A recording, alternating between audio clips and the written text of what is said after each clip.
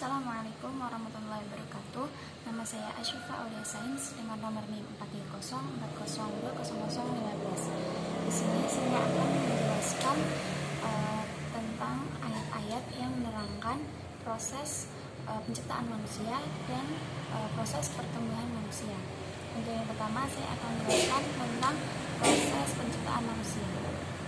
Proses pembuahan terkait lahirnya anak manusia rupanya sudah dijelaskan dalam Al-Quran, jauh sebelum teknologi atau ilmu pengetahuan saat ini mengungkap terkait proses fertilisasi. Al-Quran sudah menyebutkan tahapan proses tersebut. Al-Quran yang diturunkan 1400 tahun yang lalu banyak mengungkap informasi yang baru. Saat ini berhasil ditemukan oleh ilmuwan melalui penelitian. Fenomena atau fakta saat ini yang kemudian sesuai dengan Al-Quran menunjukkan tanda-tanda kebesaran Allah dan bahwa kitab suci umat Islam ini benar yang datangnya dari Sang Maha Pencipta. Dalam buku berjudul Sains Berbasis Al-Quran, karya Ridwan Abdullah Sani mengungkap bahwa keterangan tentang manusia yang merupakan keturunan Nabi Adam diciptakan dari saripati tanah yang terdapat pada surah Al-Mu'minun ayat 12-13, yang artinya, dan sungguh kami telah menciptakan manusia dari saripati berasal dari tanah, kemudian kami menjadikannya air mani yang disimpan dalam tempat yang kokoh atau rahim. Bila ayat tersebut dibaca dalam teks Arab atau Al-Quran, ditemukan kata sulalah yang dapat diartikan sebagai saripati atau intisari. Sementara itu, kata mutfah memiliki banyak arti. Dapat berarti satu tetes air atau ukuran kecil dari benda yang dapat membasahi.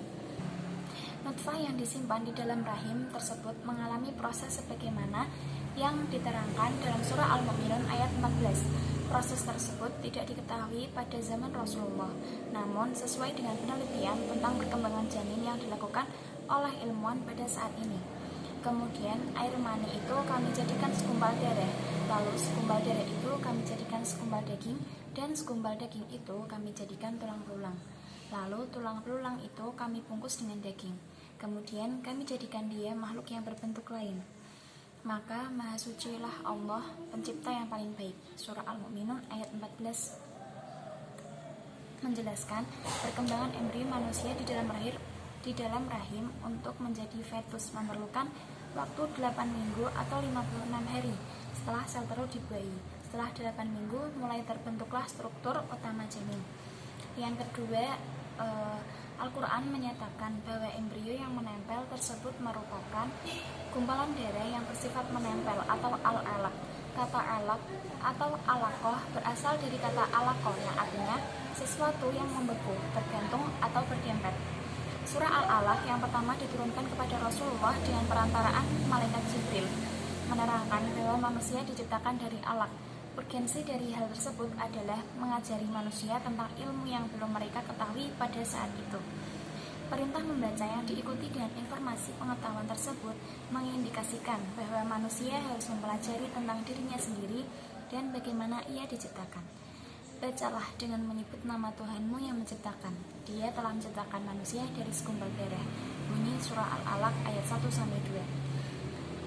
Menurut Hamka, surat Al-Mu'minun ayat 12 di atas memiliki korelasi dengan ayat sebelum dan sesudahnya.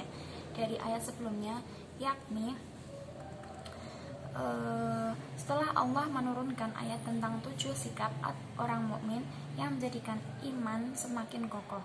Kemudian Allah mengingatkan pada manusia agar merenung atas asal kejadiannya.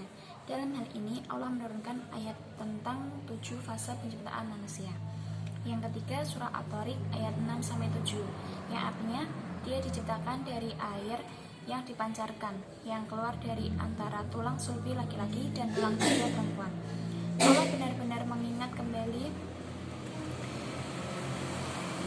tentang asal manusia. Pada 2 ayat tersebut dikatakan bahwa manusia diciptakan dari ma'dafiq, yang biasa diterjemahkan dengan air mani, yang terpancar yang keluar dari antara tulang punggung sulbi dan tulang dada. Quraisyiyat memperjelasnya dalam tafsir Al-Misbah bahwa kata dafiq mempunyai arti air yang memancar sendiri, tidak bisa ditahan, yaitu air mani. Ia melanjutkan bahwa seakan-akan ayat ini menyatakan kepada manusia, "Hai manusia, engkau lemah, tidak memiliki kekuasaan. Air yang terdapat dalam dirimu sendiri, engkau tidak mampu menahan pancarannya. Itulah asal kejadianmu.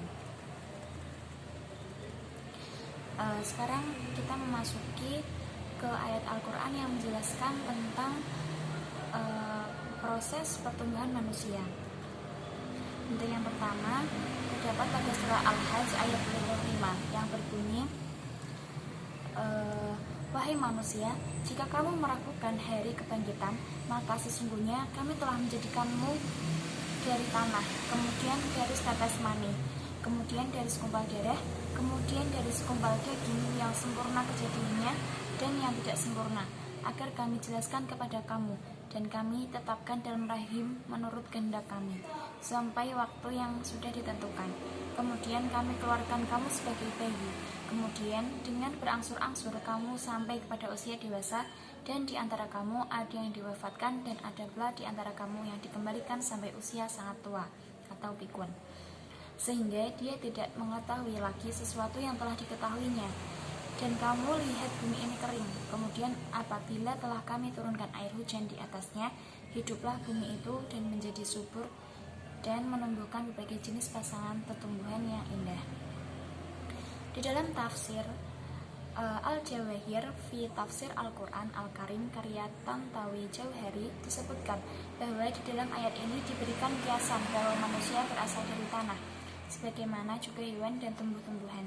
Unsur air pun menjadi penyebab tumbuhnya makhluk yang lainnya.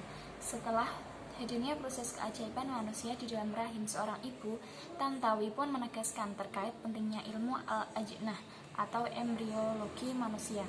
Tantawi berpendapat bahwa ilmu alam wajib untuk dipelajari, terlebih lagi Al-Quran hanya memberikan penjelasannya secara global. Untuk menyempurnakannya dibutuhkan pengetahuan yang lainnya. Segala puji bagi Allah yang telah menciptakan manusia dalam bentuk yang sebaik-baiknya. Allah berfirman dalam Quran surah At-Tin ayat 4, sungguh kami telah menciptakan manusia dalam bentuk yang sebaik-baiknya. Ayat kedua yaitu terdapat pada surah Ar-Rum ayat 54 yang memiliki arti, Allah lah yang menciptakan kamu dari keadaan lemah, kemudian dia menjadikan kamu setelah keadaan lemah itu menjadi kuat, kemudian dia menjadikan kamu setelah kuat itu lemah kembali dan beruban. Dia menciptakan apa yang dia kehendaki, dan dia maha mengetahui, maha berkuasa.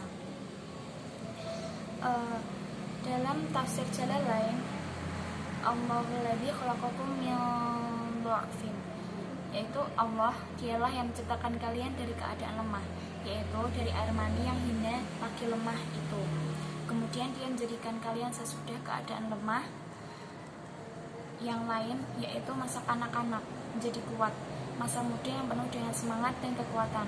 Kemudian dia menjadikan kalian sesudah kuat itu lemah kembali dan beruban, lemah karena sudah tua dan rambut pun sudah putih. Lafal dorfan pada ketiga tempat tadi dapat dibaca dorfan. Dia menciptakan apa yang dikehendakinya, apa yang lemah, yang kuat, yang muda, dan yang tua. Dan dialah yang maha mengetahui, mengatur makhluknya, lagi maha kuasa atas semua yang dikehendakinya.